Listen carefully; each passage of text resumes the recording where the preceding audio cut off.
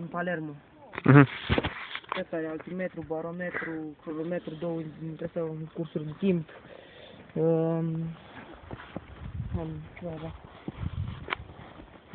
Alarmă, tot felul de chestii, super mișto, la 200 de metri lungime. Și l-am uitat. Și atunci puteam să-l calibrez. Altimetrul era mișcat, adică...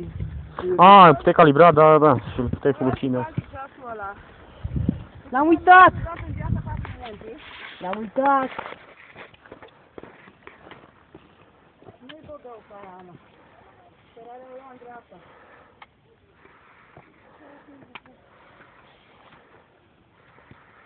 S-a mâncat, am fost în 2004, dar nu știam că se cheamă așa, vânătoarea lui Buteanu. Am o facultate atunci. Sau în 2003. Nu, în valul 2003 am urcat. Era cu 10 ani. Profesorul au rămas aici, le explica ăstora, nu știu ce, și așa am urcat până sus. M-au prins în nord, ziceați acolo, l-am mai putut cu vreo jumătate de oră. Mi-a frică să nu alunec. De acolo vine.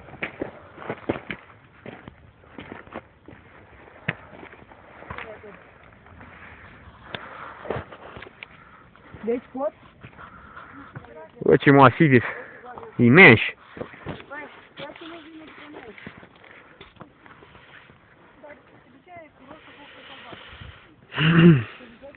Albastru ca cerul. E la cu capra.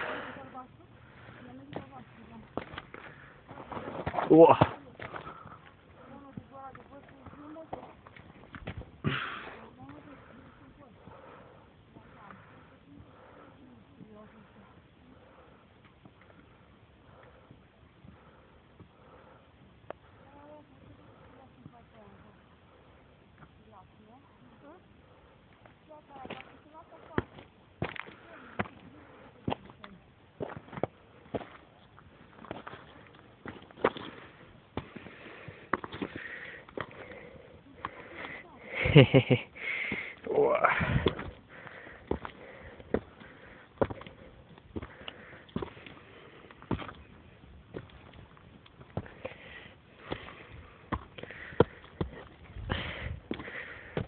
Mergi cu mine pe Buteanu. Urci pe betoane. Urci.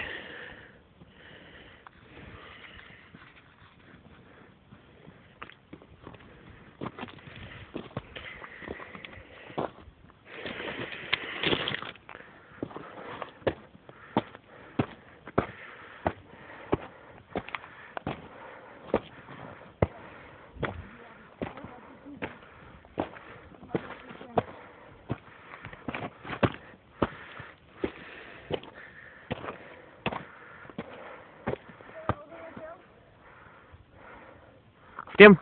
Nu putem? În afară de la băut de acolo, nu? Nu, da, ăsta e. Ăsta, că altul n-are cum. Uite, le-am spus acolo, am văzut.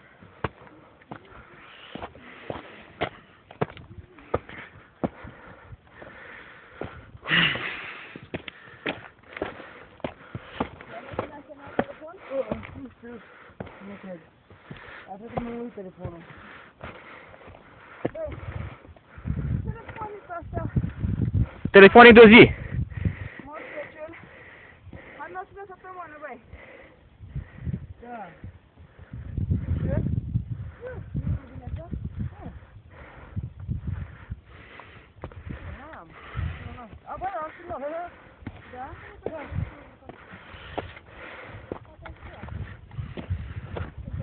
Nu stai o leacă, să vedeam. Mă fac telefonul la asta. Ăla-i Buteanu, de acolo.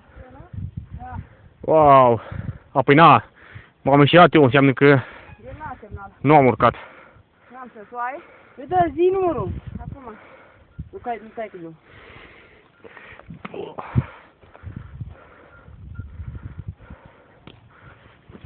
Te somn până acolo? Mergem o bucată, sunt cu cătuța. Eu sunt vreau să. Da? Stai acolo de băiatule de 492 840.